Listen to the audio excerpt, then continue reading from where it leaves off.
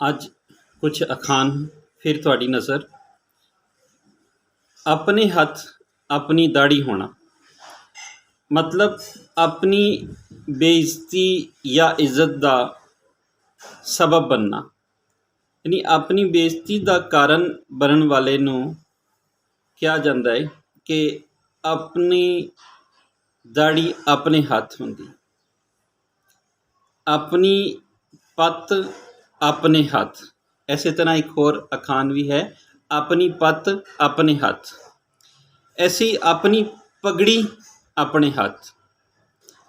या फिर असी थोड़ा जिहा होर अगे चलीए तो आटे विच लूण होना, इहदा मतलब है कि थोड़ी मकदार विच होना, बहुत थोड़ी मकदार विच होना, इहनूं कहा जाता है आटे विच लूण होना। अपना रख पराया चक, यानी अपना तो साम के रखना तो पराए नूं जिहड़ा है वह वरतदे रहना। यह उदों बोलिया जाता है अपना रख ते पराया चक। अपना घर 100 कोह तो भी दूर दिस पैंदा है, यानी अपना घर की पछाण, अपने की पछाण जिहड़ी है वो दूरों ही हो जाती। लम्मे चिर तो जे विछड़े भी होइए तो फिर एकदम घर नूं जिवें सियाण लैंदा है बंदा, इस तरह अपनियां नूं भी बंदा सियाण लैंदा है। अपनी अपनी वंजली अपना अपना राग। हुण वंजली की जगह कई थावां ते अपनी अपनी डफली भी है, यानी कि हर इंसान अपनी ही गल कीती जाता है, उसनूं दूजे की कोई परवाह नहीं।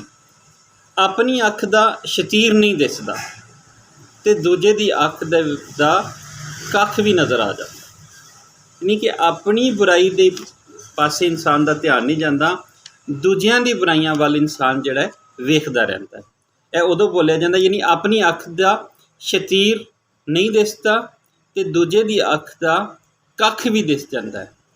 अपनी पई ते पराई विसरी, जदों अपनी पै गई तो फिर पराई विसर गई, भुल गई, यानी फिर जो इंसान आप दुख विच पै गया तो फिर उसनूं होर किसी का दुख सुख का कोई भी ख्याल नहीं रहा।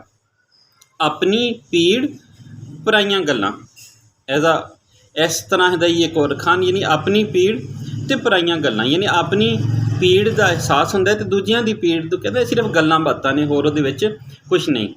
अपनी लस्सी नूं कोई खट्टा नहीं कहता, यानी जिवें कहा जाता कि घुमियारी अपना भांडा सनांदी है, यानी अपने आप नूं ते तारीफ के काबल समझना तो दूजे नूं तारीफ के काबल नहीं। अपना हथ अपने सिर ते, यानी कि जिहदा कोई वाली वारस ना होए तो उदों कहा जाता है कि अपना हथ अपने सिर ते रख ले बंदा। इस तरह जे असी अगे चलीए, आया सी आप ना रखिया ताप, यानी ऐसी बीमारी या परेशानी जिहड़ी रब वल्लों आती है, इसलिए आया सी आप ते ना रखिया ताप। अपने देश का पानी दूजे देश का दुध एक बराबर होंदे, यानी कि जिहड़ा परदेस हंडा रहा है उसनूं होर भी तकलीफ़ां दुख परेशानियां होंदियां ने कि उत्थे जो दुध कमांदा है वो देश के पानी के बराबर भी नहीं है। अपने देश का दुध ते विदेश का या पराए देश का, अपने देश का पानी ते पराए देश का दुध एक बराबर होंदे ने। आटे का दीवा अंदर चूहे बाहर कां ना छड्डन, यानी कि आटे का दीवे नूं ना तो अंदरों हिफाजत है ना उसनूं बाहरों हिफाजत है। इज्जत दौलत माल वालियां दी होंदी है। इस दे हवाले नाल की अखान है, आदर तेरी चादर नूं नवाला तेरे गहणे नूं। या इस तरह जिहदे घर दाने उहदे कमले भी सियाणे, आसां परबत जिड्डियां मौत तनावां हेठ। आसां उम्मीदां बड़ियां ने पर मौत का जिक्र नहीं, कि मौत किसी लम्हे भी आ सकती, मौत का किसी नूं भी नहीं पता। आंवले दा खाधा ते सियाणियां दा आख्या बादों पता चल। इस दे हवाले नाल कि आंवलियां दा खाधा ते सियाणियां दे आख्या दा स्वाद पिछों आंदा है, यानी कि वह इंसान जिहड़ा अपने आप नूं ही सब कुछ समझदा रहिंदा है तो सियाणियां दी गल नहीं मनदा, उस दे हवाले नाल कि आंवलियां दा खाधा ते सियाणियां दे आख्या पिछों स्वाद आंदा है। ये सी अज दे थोड़े जे कुछ अखान जिहड़े तुहाडे नाल सांझे कीते जा रहे ने। आया कुत्ता खा गया तो बैठी ढोल वजा, आलकस मारे लोकां दे वाले, ਦੇ ਨਾਲ ਨੇ ਕਿ ਆਇਆ ਕੁੱਤਾ ਖਾ ਗਿਆ, ਤੂੰ ਬੈਠੀ ਢੋਲ ਵਜਾ, ਤੂੰ ਆਪਣੇ ਅਲਕਸ ਦੇ ਵਿੱਚ ਰੁੱਝੀ ਰਹਿ, ਤੈਨੂੰ ਕਿਸੇ ਦੀ ਕੋਈ ਪਰਵਾਹ ਨਹੀਂ। ਜਿਵੇਂ ਕਿਹਾ ਜਾਂਦਾ ਨਾ ਕਿ ਬੂਹੇ ਜੰਝ ਤੇ ਵਿਨੋ ਕੁੜੀ ਦੇ ਕੰਨ। ਆਇਆ ਵਿਸਾਖ ਵੱਧ ਗਈ ਸਾਖ। ਵਿਸਾਖ ਦੇ ਮਹੀਨੇ ਵਿੱਚ ਕਿਸਾਨ ਬਹੁਤ ਜ਼ਿਆਦਾ ਆਪਣੇ ਫਸਲ ਵੱਲ ਧਿਆਨ ਦਿੰਦੇ ਨੇ ਅਤੇ ਵਾਢੀਆਂ ਪਾਉਂਦੇ ਨੇ, ਅਤੇ ਜਿਵੇਂ ਹੀ ਵਿਸਾਖ ਆਉਂਦਾ ਹੈ ਤਾਂ ਫਿਰ ਉਹਨਾਂ ਦੀ ਸਾਖ ਵੱਧ ਜਾਂਦੀ, ਯਾਨੀ ਕਿ ਉਹਨਾਂ ਦੀ ਇੱਜ਼ਤ ਵਕਾਰ ਦੇ ਵਿੱਚ ਵਾਧਾ, ਕਿਉਂਕਿ ਉਹਨਾਂ ਕੋਲ ਦੌਲਤ ਆ ਜਾਂਦੀ। ਉਹ ਆਪਣੀ ਫਸਲ ਵੱਢ ਕੇ ਮੰਡੀਆਂ ਦੇ ਵਿੱਚ ਭੇਜਦੇ ਨੇ ਅਤੇ ਫਿਰ ਉਹਨਾਂ ਉਸ ਦੇ ਬਦਲੇ ਪੈਸਾ ਕਮਾਉਂਦੇ ਨੇ। ਆਇਆ ਵਿਸਾਖ ਅਤੇ ਵੱਧ ਗਈ ਸਾਖ, ਇਹ ਉਦੋਂ ਬੋਲਿਆ ਜਾਂਦਾ ਹੈ। ਉੱਤੋਂ ਡਿੱਗਾ ਸੰਭਲੇ ਪਰ ਨਜ਼ਰੋਂ ਡਿੱਗਾ ਨਾ ਸੰਭਲੇ। ਜੇ ਨਜ਼ਰੋਂ ਡਿੱਗ ਗਿਆ ਬੰਦਾ ਤਾਂ ਫਿਰ ਕਦੀ ਨਹੀਂ ਸੰਭਲ ਸਕਦਾ। ਜੇ ਕਿਸੇ ਉਚਾਈ ਤੋਂ ਬੁਲੰਦੀ ਤੋਂ ਡਿੱਗਿਆ ਹੈ ਤਾਂ ਫਿਰ ਉਸ ਨੂੰ ਸੰਭਾਲਿਆ ਜਾ ਸਕਦਾ ਹੈ, ਉਹ ਉਸ ਦਾ ਬਚਾਅ ਮੁਮਕਿਨ ਹੈ। ਪਰ ਜਿਹੜਾ ਨਜ਼ਰੋਂ ਡਿੱਗ ਜਾਵੇ ਇੱਕ ਵਾਰੀ, ਜਿਹੜਾ ਇਤਬਾਰ ਗਵਾ ਦੇਵੇ, ਫਿਰ ਉਹ ਕਦੇ ਵੀ ਦੁਬਾਰਾ ਉਸ ਤਰ੍ਹਾਂ ਦਾ ਮੁਕਾਮ ਨਹੀਂ ਹਾਸਿਲ ਕਰ ਸਕਦਾ।